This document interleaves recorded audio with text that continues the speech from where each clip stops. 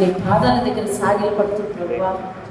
ఈ 40 దినములు క్రమం తప్పకుండా కొనసాగుతున్నారు, శ్రమ పడుతున్నారు, పరుగులు వెళ్తున్నారు. నాయన వారి యొక్క శ్రమను కూడా గుర్తించి ప్రభువా వారిని దీవించి ఆశీర్వదించి 40 దినములు కొనసాగే ఓపిక ఇంకా ఇవ్వండి. మేము ఇంకా సగం ప్రయాణం చేయలేదు నాయన. దేవా తండ్రి అయినప్పటికీ ప్రభువాన్ని బలముతో నింపమని ప్రార్థిస్తున్నాను. ప్రతి విధమైన ఆటంకములను అవరోధములను ఆయన తీసివేయండి. మీ కృప చూపించుకొని ప్రార్థిస్తున్నాను. మీరు దేవుడు, మీ మాట సత్యం నిత్యము మా కుటుంబాలన్నీ నీ సన్నిధిలో ఉండాలయ్యా. దీవించి ఆ రీతిగా దీవించమని ప్రార్థిస్తున్నాను. ఈ దినము మరొక నూతనమైన ప్రార్థనలను మా ముందు ఉంచుతుండగా మేము అనేక ఆత్మీయ పాఠాలు నేర్చుకుని బలపడి స్థిరపట్టుకు సహాయం చేయండి. యేసు నామములో అడిగి వేడుకుంటున్నాం తండ్రి. ఆమేన్, ఆమేన్. అందరికీ దేవుని పేరు వందనాలండి. మరి ఈ పూట దేవుడు మనతో మాట్లాడబోయే ప్రార్థకురాలు స్త్రీ ఇప్పుడు కూడా. ఆమె ఎవరు అంటే రూతు అధ్యాయానికి వద్దాం. రూతు అధ్యాయానికి వద్దాం. రూతు అత్యధికంగా ప్రార్థన చేసినట్టు రూతు గ్రంథంలో కనిపించదు. కానీ దేవుడు యేసుక్రీస్తు వంశావళికి ఆమె పూర్వకురాలు అవడానికి దేవుడు యోగ్యత ఇచ్చాడంటే ఆమె చాలా ప్రార్థకురాలు అయి ఉండాలి. నెక్స్ట్ ఆమె ఇశ్రాయేలు వంశస్థురాలు కాదు. ఆమె ఒక మోయాబీరాలు. మోయాబీలు దేవుని భయం లేని జనం. అలాంటి వంశంలో నుంచి వచ్చి యేసుక్రీస్తు వంశానికి పూర్వీకురాలు అయ్యింది. అంటే ఆమె ప్రార్థన విధానం, ప్రార్థన జీవితం ఎలా ఉందో ఈరోజు దేవుడు మనతో మాట్లాడాలి.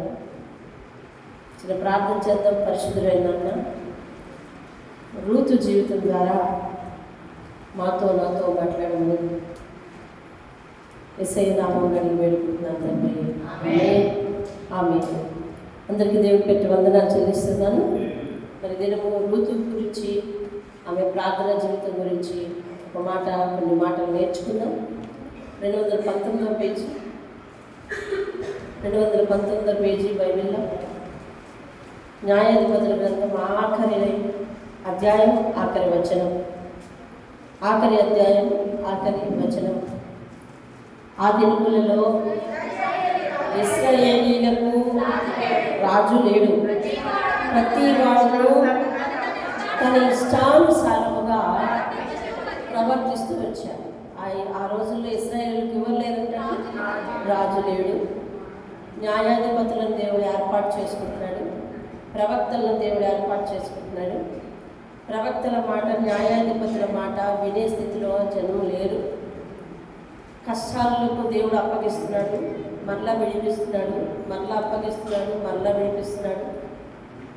ఇశ్రాయేలీయుల భక్తి జీవితం అంతా పడి లేచే స్థితిగా ఉంది. కాబట్టి వాళ్ళకి ఏంటంటే ఆ రోజుల్లో రాజు లేడు కాబట్టి ప్రతి వాడు కూడా ఎలా ఉన్నాడంటే ఇష్టానుసారంగా ప్రవర్తిస్తూ, ఎవరి ఇష్టానుసారంగా, ఎవరి త్రోవకు వారి ఇష్టానుసారంగా ప్రవర్తించబట్టి ఆ ప్రాంతం మీద దేవుని యొక్క కోపం వచ్చింది. ఆ ప్రాంతం మీద ఏమొచ్చిందండి? దేవుని యొక్క కోపం వచ్చి ఏం జరిగిందంట? కరువు వచ్చిందంట. పక్క పేజీ తిప్పితే తెలుస్తుంది. న్యాయాధిపతులు 8 దినముల్లో దేశంలో ఏమొచ్చిందండి? కరువు వచ్చింది. ఇందాక వాళ్ళు ఎలా ఉన్నారు? ఇష్టానుసారంగా ఉన్నారు. రాజు లేడు, న్యాయాధిపతులు ఉన్నారు. కానీ న్యాయాధిపతుల మాట ప్రజలు వినే స్థితిలో లేరు. న్యాయాధిపతుల మాట ప్రజలు వినే స్థితిలో లేరు కాబట్టి వాళ్ళు దేవునికి ఇష్టలుగా నడవలేకపోయారు. ఎవరి ఇష్టానుసారంగా వాళ్ళు నడుస్తున్నారు. ఎవరి ఇష్టానుసారంగా వాళ్ళు నడిచే కుటుంబం కానీ, వాళ్ళు నడిచే దేశం కానీ ఉంటే కనుక మరి వాళ్ళు శ్రమల పాలవుతారని వాక్యం చెప్తుంది, కరువు పాలవుతారని వాక్యం చెప్తుంది. కాబట్టి వారి ఇష్టానుసారంగా నడవటం వల్ల ఆ దేశానికి ఏమొచ్చింది అంటే కరువు వచ్చింది. ఏమొచ్చిందంటే కరువు వచ్చింది. గొప్ప కరువు కాదు, కానీ కరువు వచ్చింది.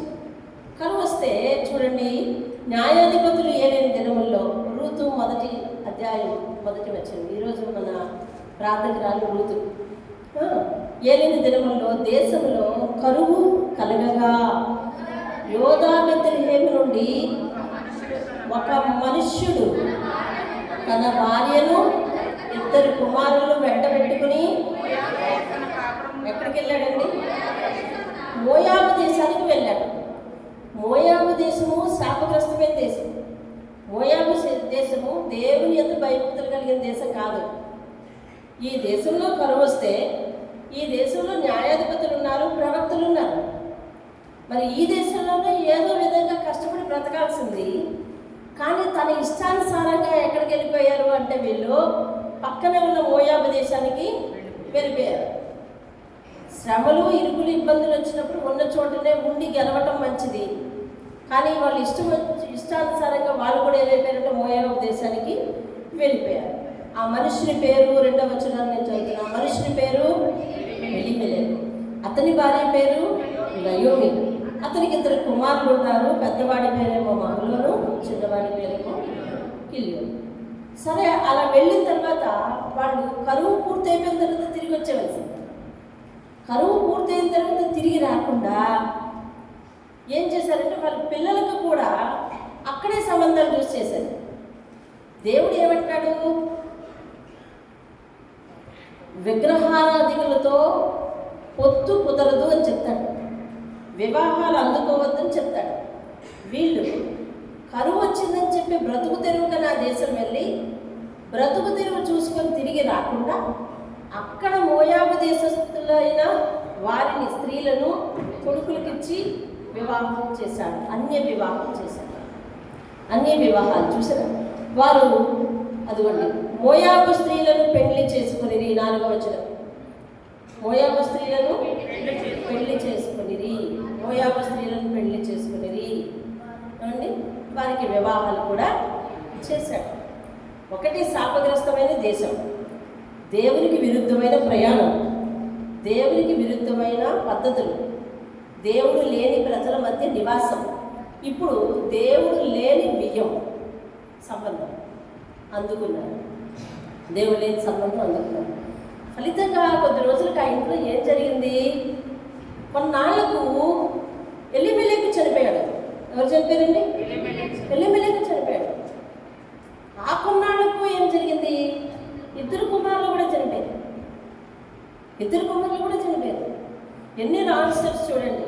కరువు వస్తే దేవుని ఆనుకొని, దేవా ఎలా పోషిస్తాము అని చెప్పి వీరు పారిపోయారు వేరే ఊరు.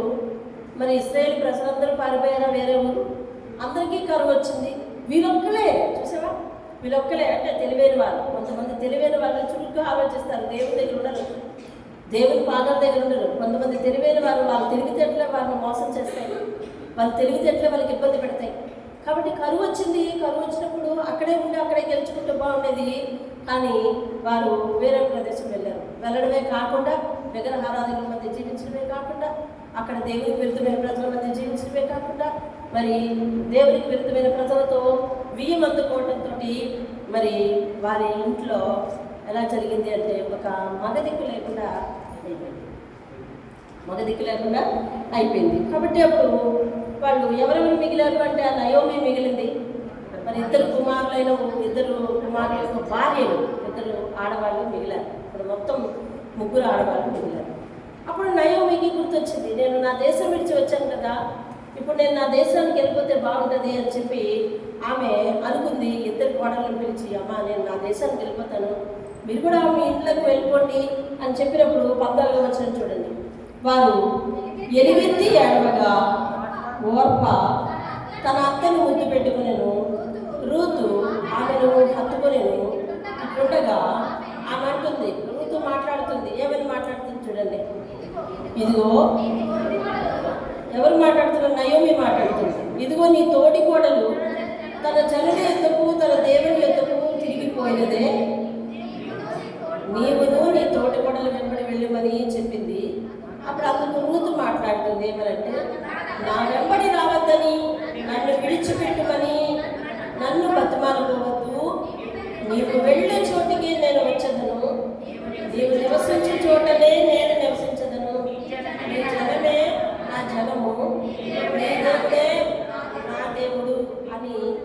అక్కడ అత్తతో సాక్ష్యం ఇచ్చింది. ఇప్పుడు ఆమె ఎవరిని ఎన్నుకుంది అంటే దేవుడిని ఎన్నుకుంది. దేవుని స్తోత్రం. ఇప్పటి వరకు వాళ్ళ దేశం, వాళ్ళ ఊరు, వాళ్ళ జనం, వాళ్ళ మధ్య నుంచి ఓడిపోయి వెళ్తుంది. ఇప్పుడు ఓడిపోయి వెళ్తుంది, మగ దిక్కు లేకుండా వెళ్తుంది, ప్రాంతం కాని ప్రాంతం వెళ్తుంది, పరిస్థితి బాగోలేనప్పుడు వెళ్తుంది. ఎలా వెళ్తుంది అని అంటే నీ దేవుడే నా దేవుడు అని వెళ్తుంది. దేవుని స్తోత్రం. అంటే నీ దేవుడు నాకు సహాయం చేసే దేవుడు. అత్త నయోమి, నువ్వు ఏ దేవుడినైతే నమ్మినావో ఆ దేవుడు ఇప్పటికీ నీవెలాగైతే నష్టాలు కలిగిన దేవుని ఆశ్రయిస్తున్నావు, నయోమి నష్టాలు కలిగిన దేవుని ఆశ్రయించి దేవుని విడిచిపెట్టిందని లేదు. దేవుని విడిచిపెట్టిందని లేదు. నయోమికి నష్టాలు, ఎన్ని నష్టాలు కలిగినాయి? 3 నష్టాలు. భర్త కోల్పోయింది, కుమారులు ఇద్దరిని కోల్పోయింది. తర్వాత ఉన్న కోడలు, ఒక కోడలు కూడా వెళ్ళిపోయింది. కుటుంబం చీలిపోయింది, కుటుంబం ముక్కలైపోయింది. 6 ఉండే ఇల్లు 3 అయినారు, 5 అయినారు, తర్వాత 3 అయినారు, ఇప్పుడు 2 అయినారు. అయినా కానీ ఆమె ఇన్ని నష్టాలు వచ్చినా నయోమి దేవుని విడిచిపెట్టలేదు. ఇప్పుడు ఆమె అంటుంది, నీవు ఇన్ని నష్టాలు కలిగినా నువ్వు విడిచిపెట్టలేదు కదా నీ దేవుణ్ణి, కాబట్టి ఎన్ని నష్టాలు వచ్చినా నేను కూడా విడిచిపెట్టను. నీ దేవుడే నా దేవుడు. దేవుని నీ దేవుడు నిన్ను బాగా ఆశీర్వదించాడు, కాబట్టి ఆ దేవుడు నాకు కావాలంటున్నా. నష్టాలలో ఉన్నప్పటికీ నయోమి దేవుని విడిచిపెట్టలేదు. ఎందుకంటే నయోమికి ఒకటి అర్థమైంది, ఏమని? మేము వేసింది రాంగ్ స్టెప్ అని అర్థమైంది. ఎందుకని? వాళ్ళు ఇశ్రాయేలు దేశంలోనే ఉండాల్సిందే. అంత కరువు, అంత కష్టం వీళ్ళకి రాలేదు. అయినప్పటికీ వీళ్ళు వెంటనే ఏం చేశారంటే ఒక స్పీడ్ స్టెప్ తీసుకుని వచ్చారు. అది మీకెట్లా తెలుసండి? అంత స్పీడ్ స్టెప్ తీసుకుని వెళ్ళిపోయారు అని. కరువు వచ్చింది, వెళ్ళారు. ఇందులో ఏంటి అని అంటే లేదు, వాళ్ళకి పూర్తిగా కరువు కాదు, వాళ్ళు పోషక తగ్గితే వాళ్ళ దగ్గర ఉంది. ఉన్నప్పటికీ కూడా కరువు ఎక్కువ అవుతుందని ఊహించో, లేకపోతే ఎందుకునో దేవుడు లేని దేశంలో అడుగు పెట్టేశారు. వాళ్ళకు ఉందని మనకెలా తెలుసు? దేవుడి వాక్యం చెప్తుంది. 21వ వచనం చదవండి.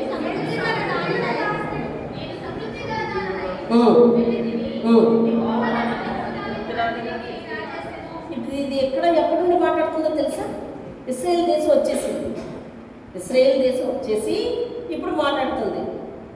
ఏమని మాట్లాడుతుందో తెలుసా? నేను సమృద్ధిగా వెళ్ళాను. సమృద్ధి ఉన్నప్పుడు ఎందుకు వెళ్ళావు? నేను సమృద్ధిగా వెళ్ళాను, నన్ను వ్యక్తురాలుగా తీసుకొచ్చాను. అంటే కరువు వచ్చిన మాట కరెక్టే, కానీ ఆ కరువు అంతగా వీళ్ళు వేధించలేదు. వేధించకపోయినప్పటికీ కూడా వీళ్ళు ఏం చేశారంటే వెంటనే ఒక స్టెప్ తీసుకుని వెళ్ళారు. కాబట్టి ఆ దేశంలో మరి వీరికి జయం కలగలేదు, దేవుడికి జయం ఇవ్వలేదు. వెంటనే రూతు తీసుకొని ఊరు వచ్చేసింది. కాబట్టి ఇదిగో చూడండి 18వ వచనం, తనతో కూడా వచ్చుటకు ఆమెకు మనసు కుదిరినదని నయోమి తెలుసుకున్నప్పుడు అందరి గురించి, అంటే రావట్టు అనే విషయం గురించి ఆమెతో మాట్లాడటం మానేను కనుక వారిద్దరూ బెత్లెహేమునకు వచ్చే వరకు ప్రయాణము చేసి. దేవుని స్తోత్రం కలుగును.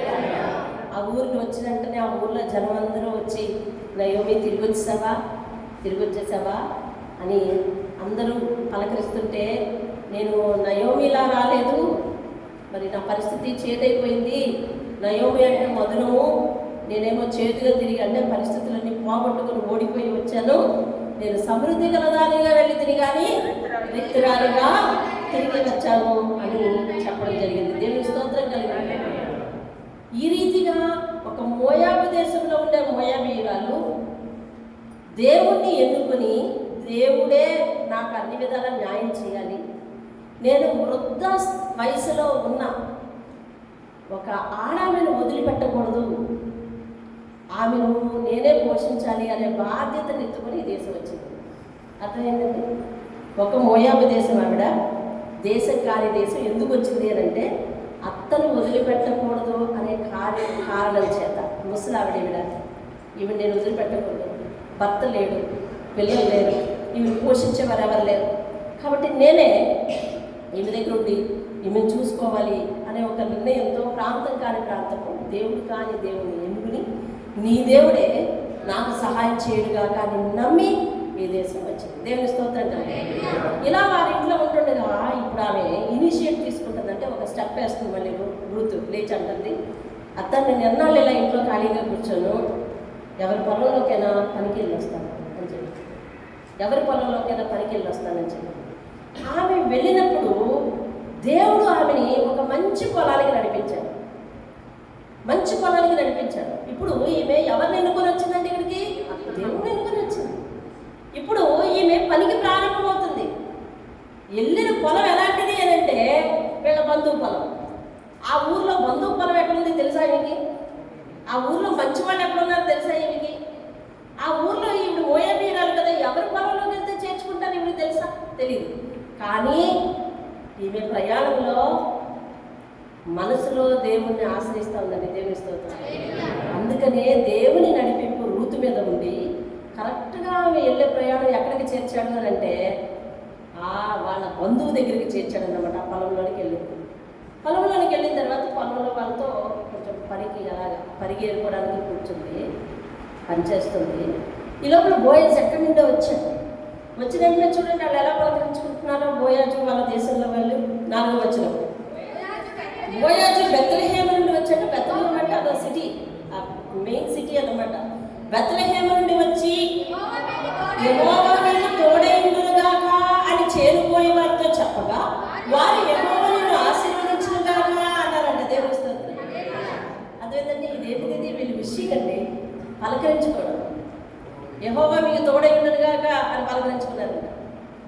మనము మన వారు కనపడితే ప్రైజ్ లార్డ్ చెప్తామా? వాళ్ళు స్వయంగా ఆశీర్వదించుకుంటారు. యెహోవా మీకు తోడైయుండునుగాక అంటే పనులందరూ ఒకేసారి తిరిగి ఏమంటారట? యెహోవా నిన్ను ఆశీర్వదించునుగాక. దేవుని స్తోత్రం కలండి. ఎంత ఆత్మీయ పలకరింపండి. ఇలా పలకరించుకోవాలి. పేరు పేరున పలకరించి మనము కష్టసుఖాలు తెలుసుకోవాలండి. సంఘానికి వచ్చాము అని అంటే మన పక్కన ఉన్న వాళ్ళని వీళ్ళని సెంటర్ చూసుకోకూడదు. అర్థమవుతుంది. కొత్త వాళ్ళని కొత్త వాళ్ళు వచ్చారు పలకరించండి అని అంటే ఆ రోజు పలకరించి వదిలేస్తున్నారు. వచ్చేవారు ఈ వారం కూడా వచ్చారా ప్రైజ్ లార్డ్ అంటారా? అనాలి కదా. మరి ఈ వారం కూడా వచ్చారు, సంతోషం ఉంది, ప్రైజ్ లార్డ్ అని అంటారా? అంటే కదా కొనసాగుతారు. ఇది మేము ఒక ముళ్ళు పెట్టుకున్నాం. ఏంటది? కొత్త వారిని పలకరించాలి. కొత్త కిందటి వారం కొత్త, ఈ వారం పాత కాబట్టి మేము పట్టించుకోము అని కొండుకోండి అనేలా ఉండకూడదు. అదవుతుంది. కాబట్టి పేరు పేరున చెప్పుకోవాలండి. అప్పుడు సమాధానకర్తయ్యకు దేవుడు అంటారు. ఏ దేవుడు? మన దేవుడు. వీళ్ళు చూడండి, ఆయన అన్నాడు మీ అందరినీ ఎలాగ యెహోవా నిన్ను మీకు తోడైయుండునుగాక అని అన్నాడు. పనివాళ్ళు చాలా ప్రాంతాల నుంచి వస్తారు. పేరు పేరున ఆయన తెలియదు కదా. మనకంటే పేరు తెలుసు. మనము బోయేజ్ ఉపయోగించినట్టుగా మనం ఆ లాజిక్ ఉపయోగించుకోవాలి. మీ అందరికీ దేవుని పెట్టి వందనాలు అంటే అలా కాదు. నేను అలాగే చెప్తున్నాను, మీ అందరికీ దేవుని పెట్టి వందనాలు చెప్తాను. ఎందుకంటే వాక్యం చెప్పే ముందు సురేష్ దేవుని పెట్టి వందనాలు, మురళి దేవుని పెట్టి వందనాలు అంటే వాక్యం ఏంటి? కదా పలకరించేటప్పుడు మాత్రం పేరున పలకరించుకుంటుంది. పేరున పలకరించు. అందులో అసమాధానంగా ఉన్నవాళ్ళు ఉంటారు, వాళ్ళతో సమాధానం పడాలి. సమాధానకర్త దేవుడు నీకు తోడుగా ఉండాలంటే నువ్వు సమాధానం పడాల్సిందే. ఇందులో వేరే వాక్యం లేదు. నేను చెప్పలేదు, ఇందులో వేరే వాక్యం లేదు. ఒకటే సంఘంలో ఉన్నంతకాలం, ఒకే సంఘంగా మనం ఎత్తపడేదాకా మన సమాధానాన్ని మెయింటైన్ చేయాలంటే దేవుని స్తోత్రం. మన మధ్య ప్రాంతీయ భేదాలు ఉండకూడదు, ధనిక భేదాలు ఉండకూడదు. అలాగే ఎలాంటి వాళ్ళనైనా క్షమించే తత్వం ఎవరికి ఉంది? నా దేవుడికి ఉంది. మీ దేవుడికి ఉందా? చెప్పండి. మరి అయితే నా దేవుడికి ఉంది. ఎలాంటి వాళ్ళైనా క్షమించే తత్వం నా దేవుడికి ఉంది. నా దేవుడికి ఉన్నప్పుడు నా దేవుని పనిదాలని నాకు ఉండాలి కదా, లేదా నా దేవుని బిడ్డను నాకు ఉండాలి, నీకు. కాబట్టి సమాధానకర్త యొక్క దేవుడు. పత్రికలన్నీ కూడా ఈ పౌలు రాయని వీళ్ళు రాయని ఎవరైనా రాయని అండి, దేవుని సమాధానకర్త అని పరిచయం చేశారండి. దేవుని స్తోత్రం. బోయస్ అంటే ఉన్నాడు, మీ అందరికీ ఎలాగా యెహోవా తోడైండుగాక అంటే వాళ్ళేం చెప్తారు తెలుసా, యెహోవా ఆశీర్వదించుగాక అని పలకరించుకున్నారు. ఆ మధ్య కొత్త ఆవిడ ఉంది, ఎవరు, రూతు గారు ఉన్నారు కొత్త ఆవిడకి. అప్పుడు ఆయన అడిగాడు అన్నమాట, ఈవిడ ఎవరు? 5వ వచనం అడుగుతున్నాడు చూడండి. ఈ చిన్నది ఎవరని అడగగా మోయాబు మీద ఉంచబడిన పనివాడు, ఈమె మోయాబు దేశం నుండి నయోమితో కూడా తిరిగి వచ్చిన మోయాబీయురాలైన ఎవరు. ఎవరితో తిరిగి వచ్చిందో చెప్పాడు, ఏ దేశస్థురాలో చెప్పాడు.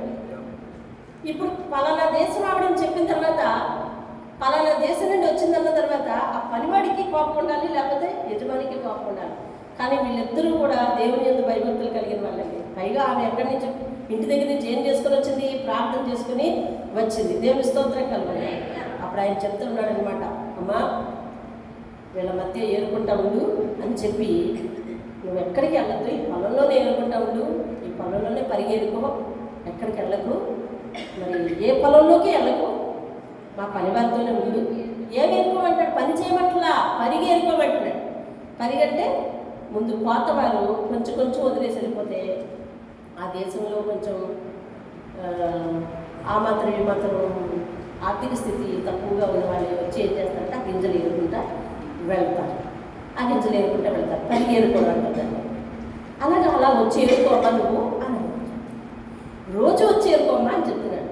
చెప్తుంటే పనంతా అయిపోయిన తర్వాత ఏరుకొని తిరిగి వెళ్ళిపోయేటప్పుడు అడుగుతుంది, అయ్యా నేను ఎవరని తెలిసి నాకు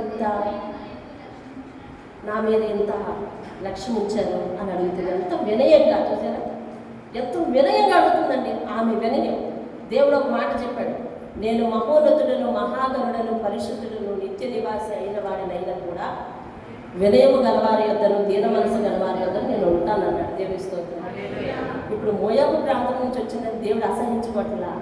ఆమె వినయాన్ని చూసి, ఆమె ఎంపికను చూసి, ఆమె చేసిన పనిని చూసి దేవుడు ఆమెతో కూడా ఉన్నాడు. దేవుని స్తోత్రం కలుగును కాదు. అందుకనే వెంటనే యజమాని, పొలం యజమాని లేకపోయినా పొలంలో కూలీలు పెట్టే పనులు కూడా ఆమెను చూసి ఏం చేశాడు, తీరుకోమ్మా అన్నాడు. దేవుని స్తోత్రం కలుగును కాదు.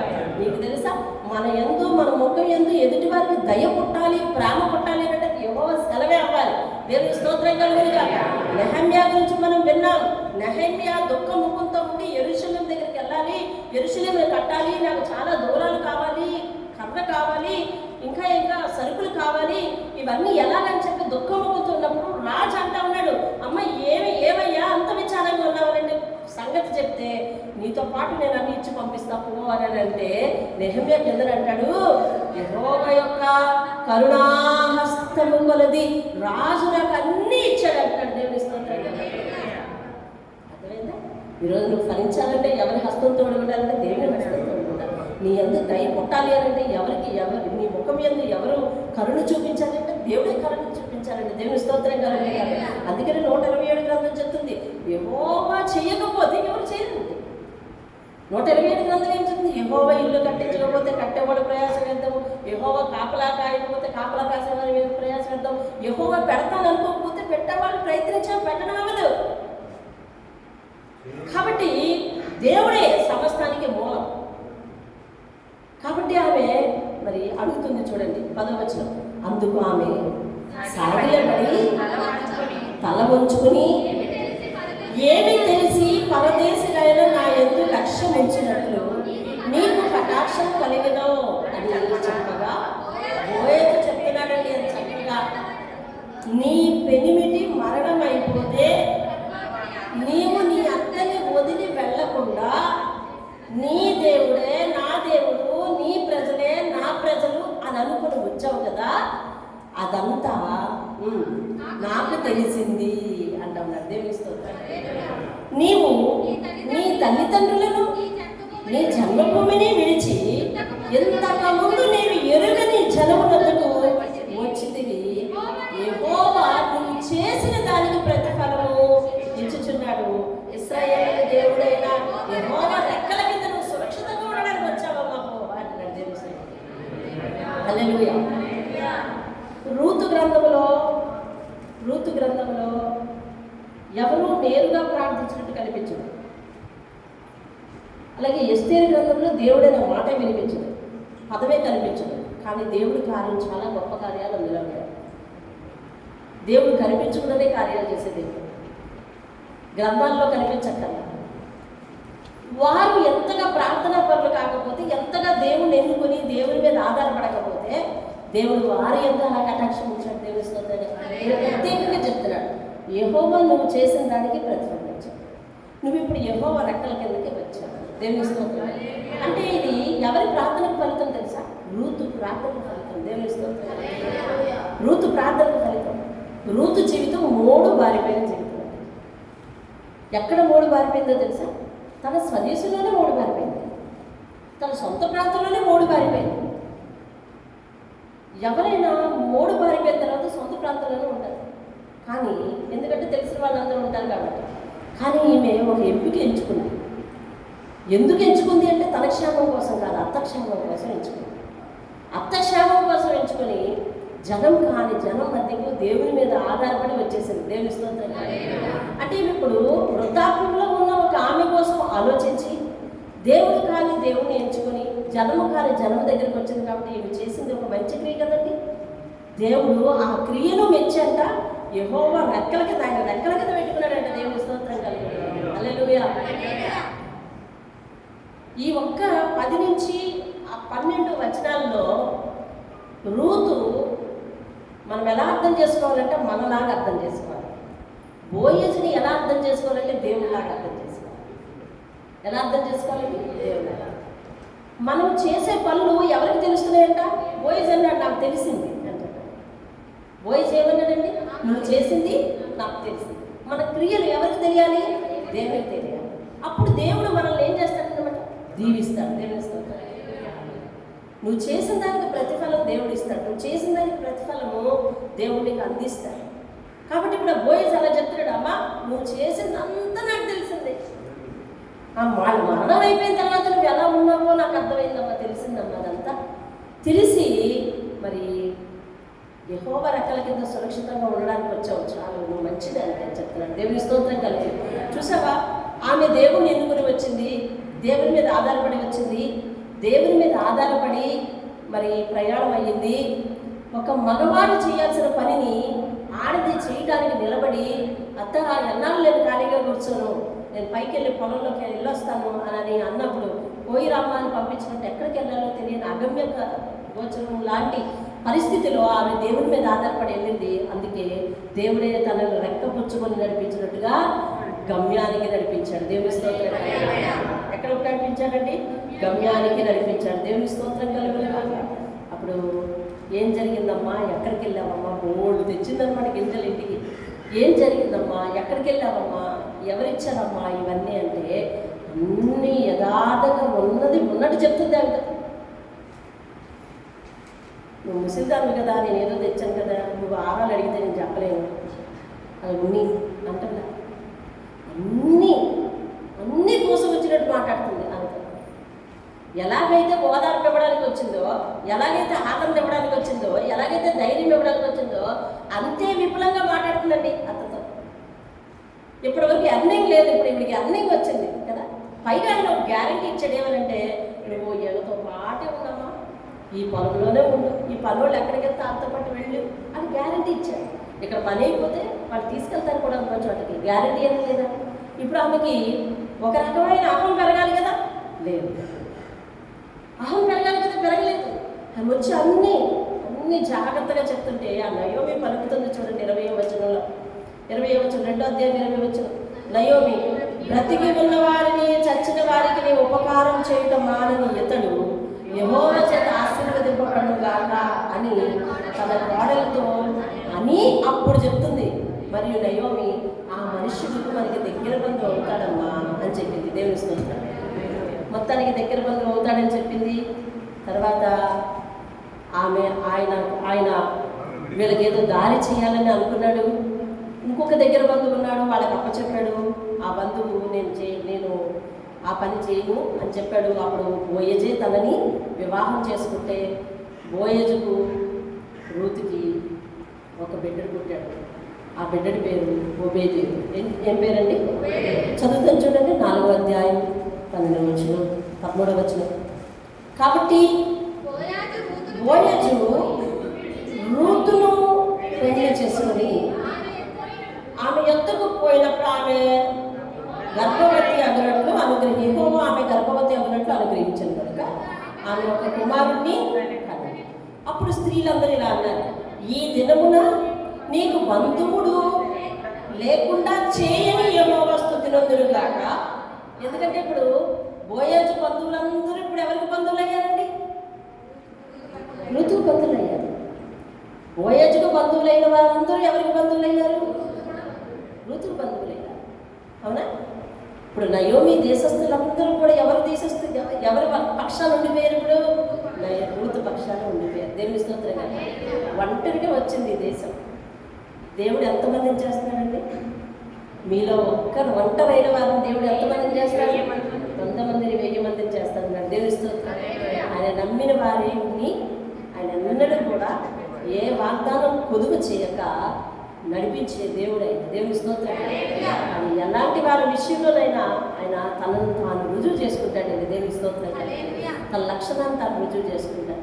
ఈమె ఎంత ప్రార్థన చేసి ఈ దేశం వస్తే, ఎంత ప్రార్థన చేసి దేవుని మీద ఆనుకుంటే, ఎంత ప్రార్థన చేసి బయటికి పలికి బయలుదేరితే దేవుడు ఒక చక్కని రూటు చూపించి ఎక్కడైతే తన జీవితం ఫలిస్తుందో, ఎక్కడైతే తన జీవితం చిగురిస్తుందో, ఎక్కడైతే తన ఒంటరితనం పోయి జనంలోకి వెళుతుందో, ఎక్కడైతే ఆమె ఆశీర్వదించబడిన తల్లిగా పూర్వీకురాలిగా ఉంటుందో దేవునికి తెలుసు. సరైన రూటుకు నడిపించినాడు. దేవుని స్తోత్రం. హల్లెలూయా. మనము మన గొప్పతనం అతిశయిస్తాం, కానీ మనం ఆశీర్వదించబడడానికి ఎవరి గొప్పతనం తెలుసా అండి? దేవుని గొప్పతనం. దేవుని స్తోత్రం. హల్లెలూయా. అది ఒక భక్తుడు పాడతాడు, ఏమీ లేదు నాయందు అతిశయించుటకు, నా అతిశయం నీవే యేసయ్యా. ఏమీ లేదు నాయందు అతిశయించుటకు, నా అతిశయం నీవే యేసయ్యా. యేసయ్యా యేసయ్యా యేసయ్యా యేసయ్యా యేసయ్యా యేసయ్యా యేసయ్యా యేసయ్యా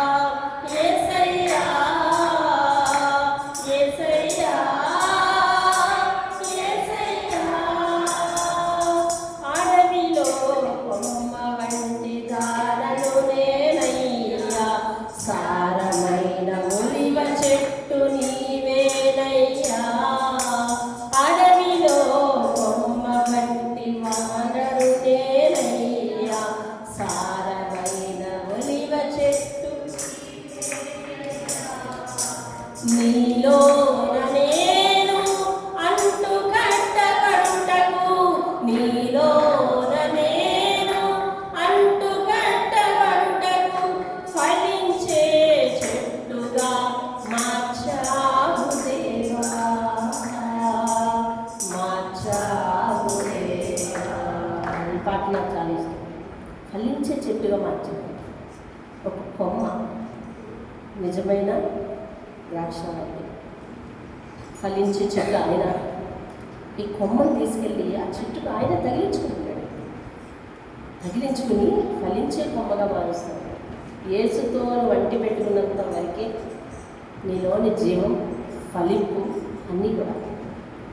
ఈమె ఓడిపోయింది, కానీ వచ్చి యెహోవాను హత్తుకుంది.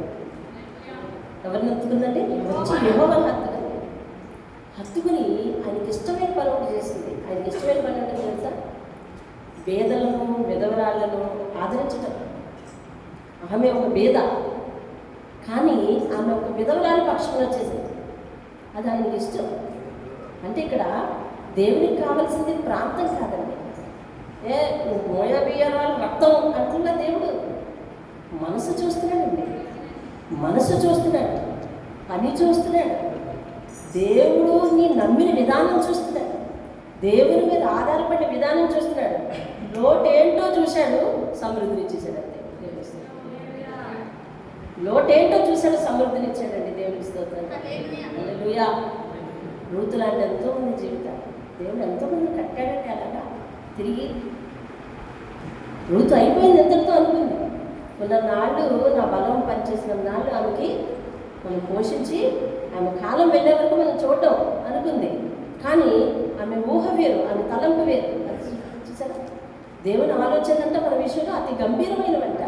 మన ఆలోచనలు ఎక్కడివి? నేలబాయి. అందుకే భక్తులు, నీ ఆలోచనలు అతి గంభీరం, అవి నా ఊహ అందరూ. దేవుడు ఎప్పుడు కూడా మనల్ని ఉన్నత స్థలంలో ఉంచాలనుకుంటాడు. రూతును ఉన్న స్థలంలో ఉంచాడు దేవుడు. దేవుని స్తోత్రం. ఒంటరిగా వచ్చింది. ఇప్పుడు ఇశ్రాయేలు దేశంలో ఎవరు చూసినా వరుస పెట్టి పిలుస్తున్నారు ఆమెని. నా బంధువు అంటున్నారు. దేవుని స్తోత్రం. బోయాజు వంటి భూస్వామికి భార్య అయిపోయింది. దేవుని స్తోత్రం.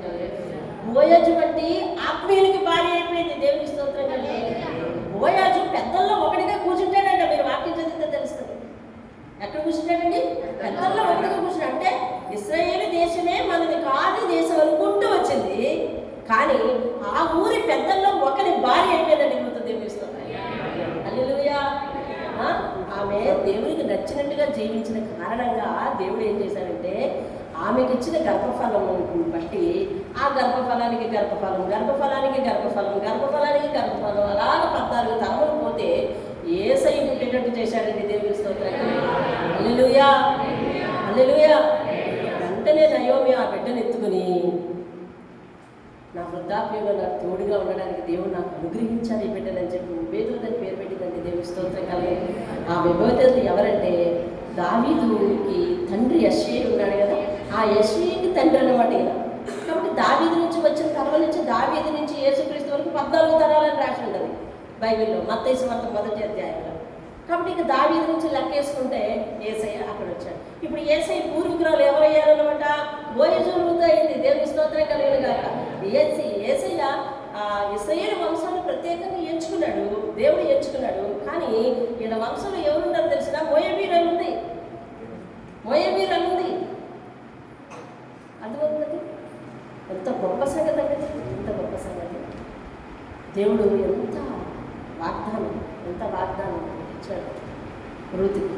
కేవలం ప్రార్థనే దానికి కారణం. ప్రార్థించకుండా దేవుడు ఇంత నడిపించాడంటారా?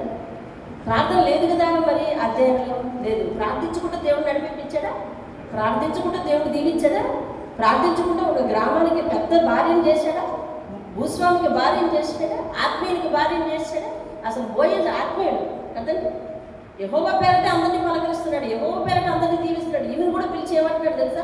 అమ్మ, నువ్వు చేసిందంతా నేను విన్నాను, యెహోవాకి ఇదంతా తెలుసు, యెహోవా రెక్కల కింద సురక్షితంగా ఉండడానికి వచ్చామంటాడు. మేమందరం బాగా చూసుకుంటామంటలా, యెహోవా రెక్కల కింద సురక్షితంగా ఉండడానికి వచ్చామంటాడు. అంటే మాట్లాడితే దేవుడి పేరు ఎత్తేవాడు ఇతడు ఆత్మీయుడు, ఇతడు ప్రార్థనకుడు. ఇలాంటి వారికి దేవుడు అన్ని స్త్రీని ఇస్తాడా? ఇచ్చాడు. ఇప్పుడు ఎందుకు ఇచ్చాడు? ప్రార్థన పుర్రాలు ఆవిడ కూడా కాబట్టి. దేవుని స్తోత్రం. అది పాతాలు కాదు, ఇప్పుడు ప్రార్థన పుర్రాలు.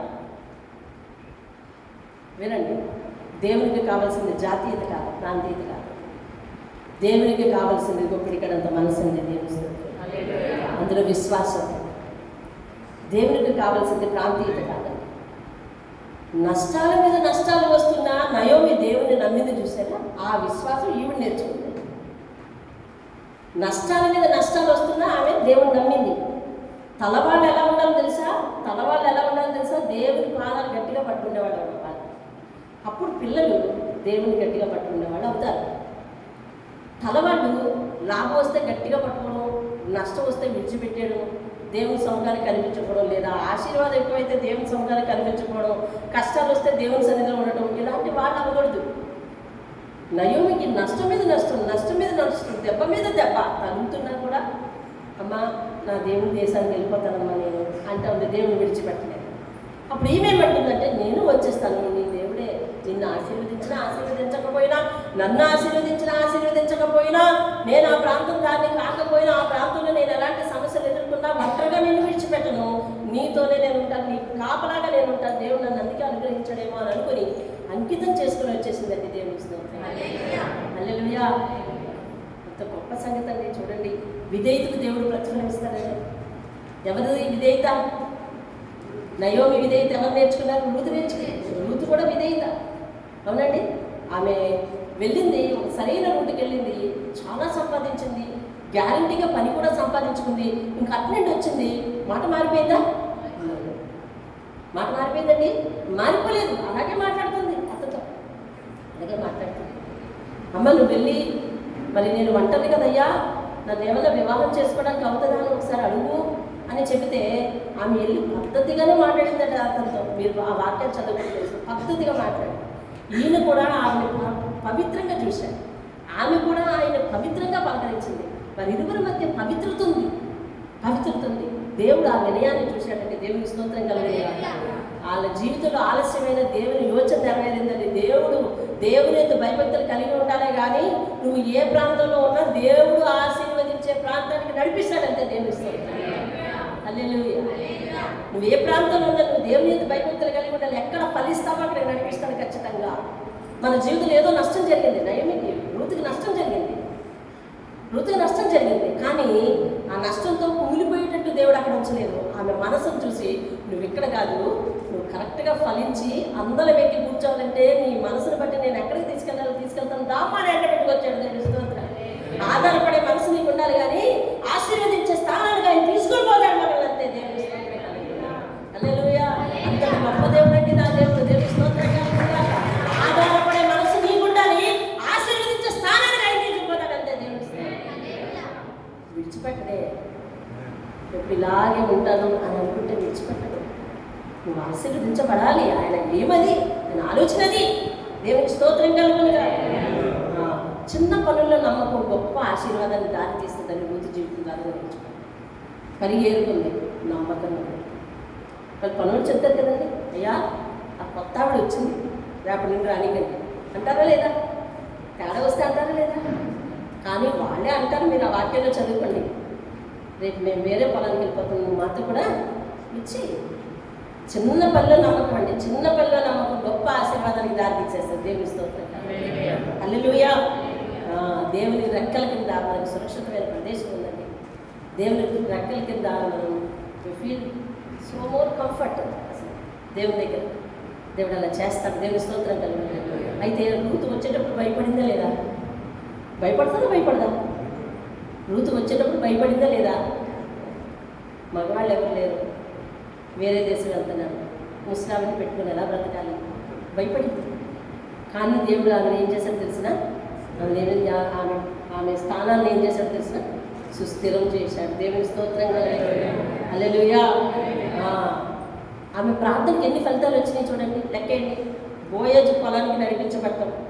ఫస్ట్ గింజలు ఏరుకునే స్థితి నుంచి అదే భూమికి యజమానురాలయ్యింది. దేవుని స్తోత్రం కలిగి. ఏ భూమిలో గింజలు ఏరుకోవడానికి వచ్చిందో మీరు తరచి చూస్తున్నారా? రూతు జీవితాన్ని తరచి చూడాలండి. ఏ భూమిలో గింజలు ఏరుకోవడానికి వెళ్ళిందో ఆ భూమికి ఏమైందండి? యజమానురాలైంది. దేవుని స్తోత్రం కలిగి. అసలు భవిష్యత్తు లేదా కదా? భవిష్యత్తు లేని స్థితి నుంచి ఆశలు దేవుడు నింపాడు. దేవుని స్తోత్రం కలిగి. హల్లెలూయా. ఆమె బిడ్డకి వెళ్ళాలి, బిడ్డకి తల్లి. ఇప్పుడు దేవుని స్తోత్రం కలుగునుగా. యేసుక్రీస్తు వంశావళిలో ఒక స్థానం చూస్తున్నారండి. ఇంకా ఎన్ని మేళ్ళు చూసారు? ఎన్ని మేళ్ళండి? ఫస్ట్ ఏం మేలు? బోయజు పొలానికి నడిపించబడ్డం. రెండోది గింజలు ఏరుకునే స్థితి నుంచి యజమానురాలి స్థితికి తీసుకెళ్ళడం. భవిష్యత్తు లేదనుకుంటే భవిష్యత్తు నిండా ఆశలు పుట్టించి రంగుల జీవితంగా చేయటం. ఆనందం లేదనుకుంది, ఆనందం వచ్చింది కదా. ఆ ఊరి పెద్దకి భార్య అయ్యింది, అవునా? ఆ ఊరి పెద్ద అతను, ఆ ఊరి పెద్దకి భార్య అయ్యింది. ఇంకేంటి ఒబేదోదికి తల్లి అయింది, యెషీకి మామగారు అయింది, యేసు వంశావళిలో పూర్వీకురాలు అయిపోయింది. దేవుని స్తోత్రం, హల్లెలూయా. దేవుడు దీవిస్తారు అందరికీ. దేవుని మీద ఆధారపడి రావాలంటే ప్రార్థన చేద్దాం. ఈరోజు మన ప్రార్థన అంశం ఏంటో తెలుసా? ఇలా రూతు వలె అర్థంతరంగా ఆరిపోయిన జీవితాలు చాలా ఉన్నాయా ఏమంటారా?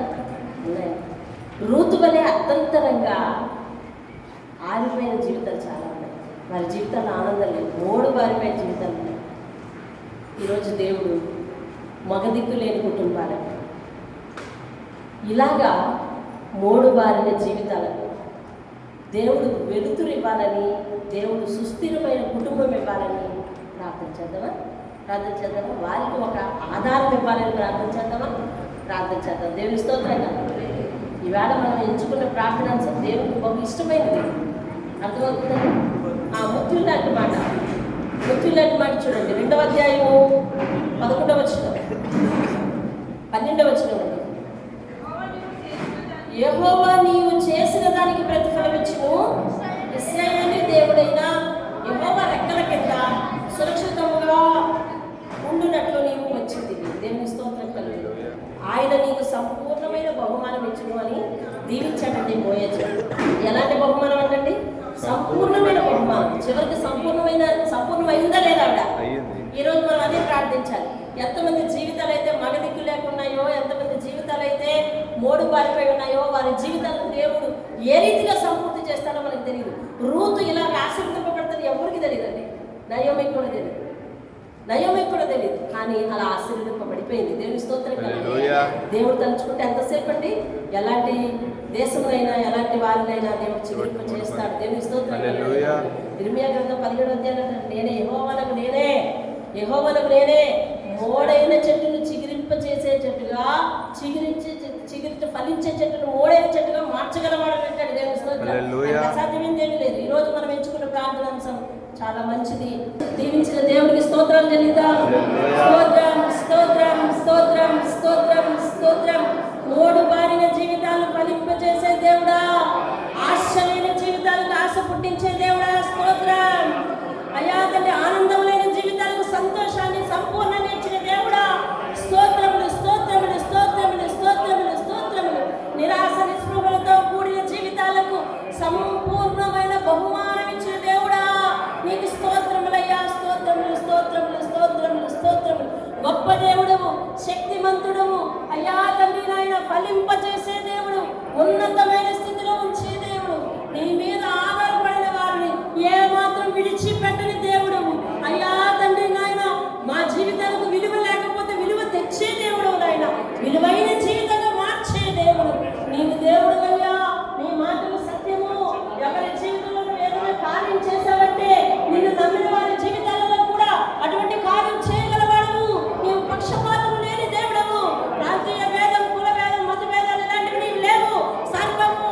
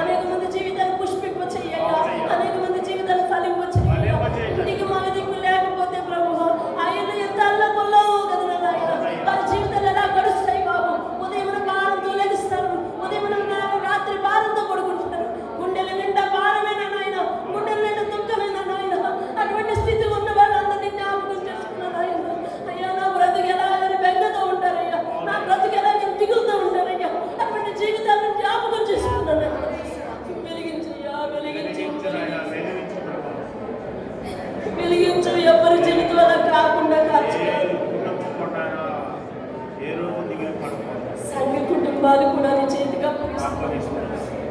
ఎవరికి ఎటువంటి స్థితి రావాలి. కొత్తగా బిడ్డలకు వివాహాలు కూడా చేయాలి బాబు. ఏ ఒక్క బిడ్డ జీవితంలో రావద్దు, ఏ మగవానికి కూడా రావద్దు, ఏ ఆడవాళ్ళకు రావద్దు బాబు. వారి బంధాలను సుదీర్ఘంగా దీవించి ఆశీర్వదించి తల్లినైనా ఒక ఉన్నతమైన వేదిక మీద ఉంచి వారి జీవితాలు అల్లకొల్లలో అయితే మనల్ని సరి చేయడానికి ఎక్కడ దారి బాబు నీకు స్తోత్రాలు చెల్లిస్తాను. బ్రతుకులు భారమైందండి నాయన, కన్నీరు కూడా ఇంకిపోయిన జీవితాలు ఉన్నాయి. జ్ఞాపకం చేసుకున్నాను, నీ సన్నిధిలో మొరపెట్టుకుంటున్నాం. ఏ విధమైన ఆపద వచ్చినా నీ హస్తం అడ్డు పెట్టి వారిని నాయన తండ్రి వారి కుటుంబాన్ని చెదరలేకుండా సర్వశక్తుడా వారి కుటుంబాలకు తోడుగా ఉంటుంది. యోగడం పెరిగిన సర్వశక్తుడు నాకు తోడుగా ఉండబట్టి కుటుంబం ఇలాగుందని నేను సెలవిస్తున్నాను. దానిది కూడా అంటున్నాడు, అయ్యా నువ్వు దేవుడు, నీ మాట సత్యం. నా కుటుంబాలు ఎప్పుడు కూడా, నా కుటుంబ సభ్యులు ఎప్పుడు కూడా నీ సన్నిధిలో ఉండాలి. అలాగే నాయన మా కుటుంబ సభ్యులు ఎప్పుడు నీ సన్నిధిలో నీ పాదాల దగ్గర ఉండాలి. రూతు నీ పాదాల దగ్గర పడిపోయింది కాబట్టి అయ్యా రూతును అమాంతంగా దీవించిన దేవుడు. మా బిడ్డలు కూడా నాయన నీ పాదాలు పట్టుకుని బ్రతుకుతున్నారు. వారికి మంచి జీవితాలు దయచేసి ఆశీర్వదించు. అయ్యా ఎంతమంది అయితే ప్రభా వారి జీవితాన్ని సరి చేసుకోవడానికి కూడా చూస్తూ ఉన్నారు, వారికి కూడా ఒక ఆధారము దయచేయండి. నామానికి మహిమ తెచ్చుకొని మహిమయు ఘనత ప్రభావం ఈనాటి మా ప్రార్థన అంశంలో నాయన అయ్యా తండ్రి మీరు నాయన విని ప్రతిఫలం ఇవ్వమని, అయ్యా తండ్రి ప్రార్థనకు ప్రతిఫలం దయచేయండి. యేసయ్య అతి శ్రేష్టమైన నామంలో బ్రతిమాలను వినడానికి వేడుకుంటున్నాను పరమ తండ్రి. ఆమేన్. యేసు రక్తమే చేయము, రక్తమే చేయము, వేసినామే సంపూర్ణ చేతులు కాదు.